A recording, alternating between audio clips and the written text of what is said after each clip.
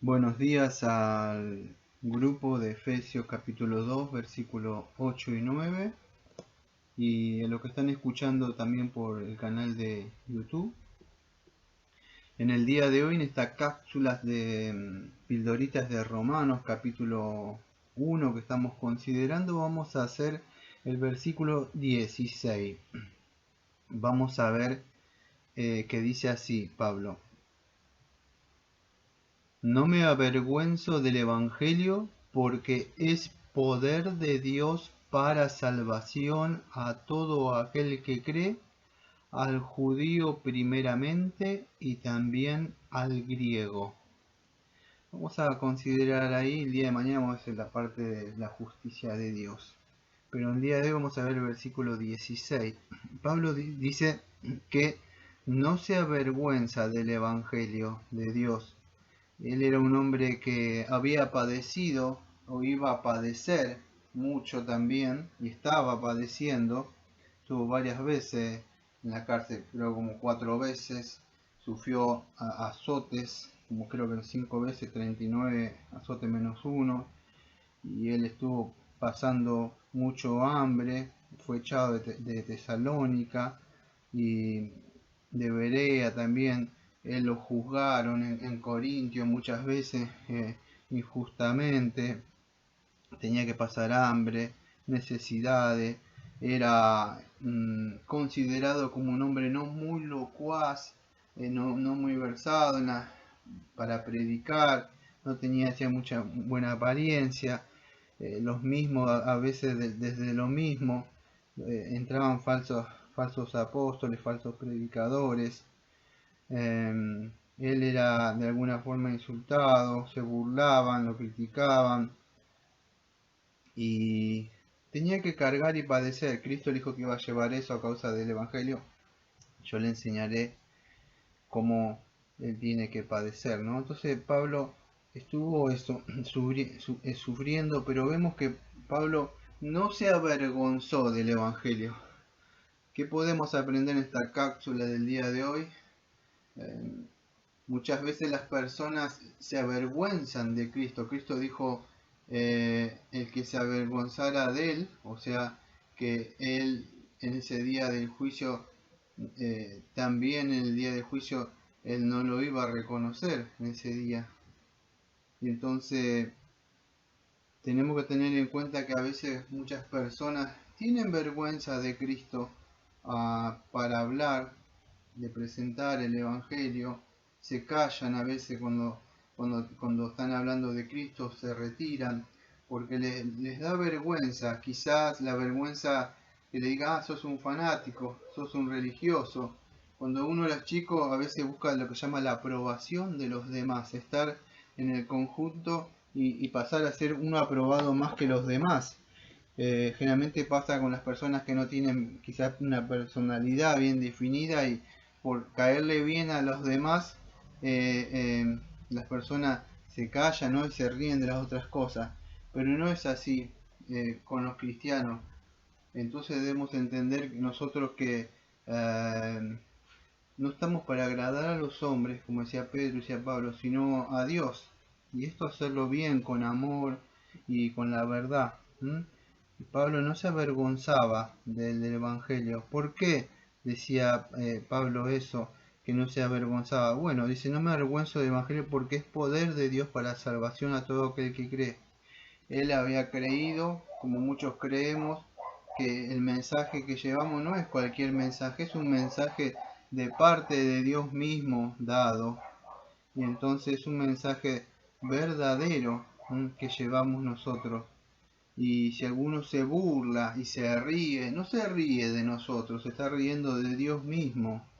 ¿eh? Entonces, y si nosotros nos avergonzamos de Dios.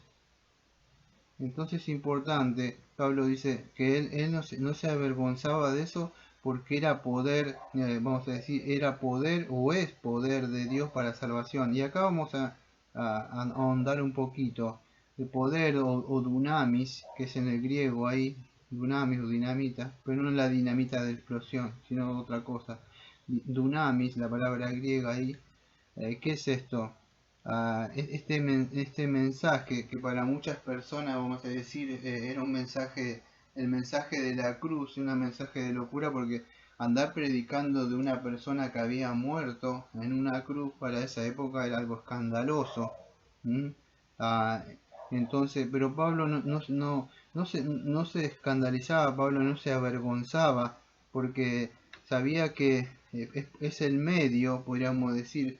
Pablo entendía que el medio de salvación es por medio del Evangelio. ¿Mm? Pablo entendió esto cuando se le abrió la mente a él, que este mensaje, que él tenía que llevar las buenas noticias de la muerte y la resurrección de Cristo, eso constituiría, podríamos decir, el poderoso, el dunamis, el poderoso método, podríamos decir eso, el dunamis, el poderoso método que Dios tiene para llevar a las personas que están en Satanás, están en el pecado, muertos y delito y pecado, que son transgresores, a llevarlo del reino de las tinieblas a la luz. ¿Eh?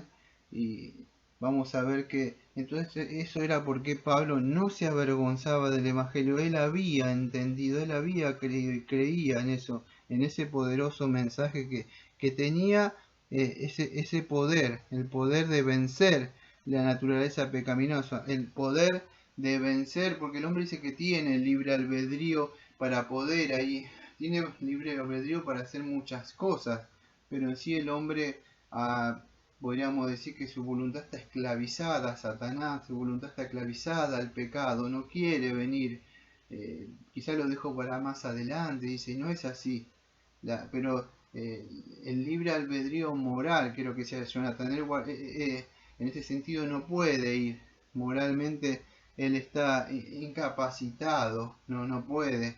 El domingo pasado hablamos de las buenas obras, pero el hombre que puede hacer buenas obras y cree que es bueno, él no puede cumplir totalmente la ley. Además ya nació pecador y le debe a Dios, que vamos a ver el día de mañana, de la justicia de Dios. Entonces solamente el poderoso mensaje de Dios, como un martillo que rompe, como una espada que penetra hasta el fondo de la conciencia del hombre y le hace ver su pecado y su necesidad de ir a Cristo. Entonces eso, lo que vence la naturaleza totalmente pecaminosa del hombre para darle al hombre salvación en Cristo Jesús. Y Pablo entendía el poderoso mensaje que tiene eso. No es cualquier cosa. Querés aceptar a Jesús y en tu corazón y si querés hacer esta oración, no era eso. Él conocía el poderoso mensaje. Si el Espíritu Santo lo aplica en el corazón, puede levantar a un muerto espiritualmente y sentarlo en el reino al lado del Señor Jesucristo, en Cristo, mejor dicho. Entonces conocía el mensaje. Nosotros debemos conocer, debemos creer lo que es el mensaje para poder predicarlo. Pero ¿para qué era? Él decía él, dice, porque no me avergüenzo del Evangelio porque es poder de Dios para salvación. Y eso es el mensaje. Salvaba. Ahora, ¿salvarlo de qué? Bueno, de Dios mismo. El hombre necesita ser salvado o liberado, o la palabra es rescatado, eso es lo que hace Dios, Cristo paga un rescate al Padre, no a Satanás, al Padre, los libra, vamos a decir, ellos están bajo la condenación, él paga él es el sustituto, podríamos decir que él paga la pena en nuestro lugar, nos salva, nos rescata de la ira de Dios, dice que Dios está airado con el pecador. Romanos 5:9 dice así.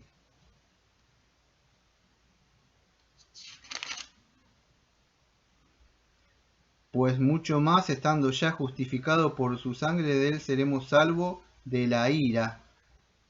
Siendo enemigos fuimos reconciliados con Dios por la muerte de su Hijo. Entonces, ¿salvos de qué? Dice ahí, Romanos 5:9, salvos de la ira. Amados, Dios está airado con usted. Si usted no es que dice sí, Señor, o de palabras lo alaba o no lo nombra, no. Si Dios no le dio vida a usted, si todo su ser no fue cambiado, usted no sabe en su corazón que no ha nacido por su vida que vive, totalmente de la mañana a la noche, sabe que no ha orado nada, entonces la ira de Dios sigue estando, sigue aclamando, sigue pidiendo que Dios le salve, siga pidiendo que Dios le rescate. Entonces el hombre debe entender su condición pecaminosa para ser librado. ¿Librado qué? Ser salvado del pecado, de la incredulidad, de Satanás, del mundo, del pecado mismo que habita dentro de nosotros. Entonces, del juicio, de la ira venidera. Entonces es importante, nada puede pagar ese rescate. Usted no lo puede pagar con dinero, con nada. Solamente Dios puede pagar. Cristo hizo un pago definitivo. Eso. Y ahora Él rompió esa barrera para que usted pueda estar con Él. Y esto es solamente para aquellos que creen. Es poder de salvación para, escuche, a todo aquel que cree, dice Pablo. Ahí en el versículo 16. ¿Para quiénes? Bueno, para los que creen. Acuérdense cuando vimos en el canal de Prédica, tiene las prédicas de la fe, que subió una prédica sobre eso de la fe. Pero la persona no solamente debe ser un mero asentimiento con la mente de un Cristo histórico, que sí creo en Jesús, el de la Biblia, sí creo que existió. No es eso, no es solamente una condición, un asentimiento de un Jesús. Hay muchos Jesús. Testigos de Jehová creen en un Jesús, el mormón cree en un Jesús, hasta los que hacen magia negra tienen un Jesús, tienen un yeso de Jesús. No, debemos creer de verdad lo que la Biblia dice, quién es Cristo. Entonces, en el canal pueden encontrar una prédica que hablo totalmente, casi 2 horas, de la fe salvífica, de lo que es la verdadera fe salvífica. Pero tienen que entender, por lo menos mentalmente, por arriba le voy a tocar, entender mentalmente el Evangelio, la verdad que Dios dice acerca de Dios y de Jesucristo. Dios dice eso, que esta es la vida eterna, que te conozcan a ti. Entonces viene por un conocimiento que la persona tiene. La verdad os hará libre, dice. Entonces hay que conocer la verdad. Debe entender la persona ese conocimiento, pero eso no solamente nos salva, tiene que asentir con la verdad, debe aceptar el mensaje, pero tampoco esa nos salva porque puede ser asentirlo emocionalmente, puede estar llorando, pero eso no le va a salvar a la persona. La persona que tiene que no solo información, no solo sentimiento, sino que la persona tiene que tener creer. Creer. ¿Qué es eso? Apropiarse por la fe, aferrarse de Cristo. Eso es salvar. Cuando usted se está ahogando en algún lado, usted no dice, bueno, sí, es verdad que me estoy ahogando, es verdad que si vos me estirás la mano me vas a salvar. Y bueno, sí, lo creo, que yo me podría salvar si me agarro de tu mano y de verdad y vos tirás, sí. ¿Y usted cree que se va a salvar la persona? No, tiene que agarrarse por la fe desesperadamente, entendiendo su condición, que así esté en un fuego o se está ahogando, la persona debe creer. Pero lamentablemente el hombre está muerto en delito y pecado y no puede hacer eso. Entonces Dios le tiene que infundir o dar esa fe, como dice, le concede que crea. Entonces la salvación es monergística, la salvación es de Dios, quiere decir eso. Entonces una fe verdadera va a mover a la persona al acto de obediencia, de creer en Cristo y aferrarse a Cristo para esa salvación que Dios le provee, que Dios está dando esa salvación. Vamos a ver, Dios pide, demanda, pero Dios lo da. El hombre es responsable de entender eso. Entonces, involucra algo más que un simple creer así en la campaña y levantar su mano. Hay que entender. Ahora, ¿para quién era primero? Dice, para ir terminando. Bueno, dice que era primero para los judíos. Dice, al judío primeramente y también al griego. Entonces Pablo dice que al judío, o sea, dice primeramente estas noticias, que fueron los primeros en escuchar, podríamos decir, la predicación de este mensaje. Pero ahora tiene que llevarse al mundo entero. Todo el mundo entero está invitado a venir a este banquete del Cordero. De eso. Y eso es lo que hacemos nosotros, eso es lo que hago a veces cuando subo esto, se sube las prédicas, por todo el mundo se desparrama esto. Ustedes también pueden invitar al grupo que estamos ahí, o al grupo de Efesios 2, 8 y 9, o al grupo que ya que uno quieren avanzar y estudiar un poco más, al aula del Señor Jesucristo, donde se estudian las prédicas, invitar a las personas a hacer. Entonces, al judío primeramente porque la salvación venía de ahí, de Cristo, y la salvación era para todo el mundo. Entonces, judío primero, la iglesia temprana nació ahí, pero después iba para todo el mundo. Bueno, me extendí un poquitito más. El día de mañana vamos a hacer un tema muy importante de la justicia de Dios, para hablar un poco más. Y bueno, que tengan un bonito día en el día de hoy.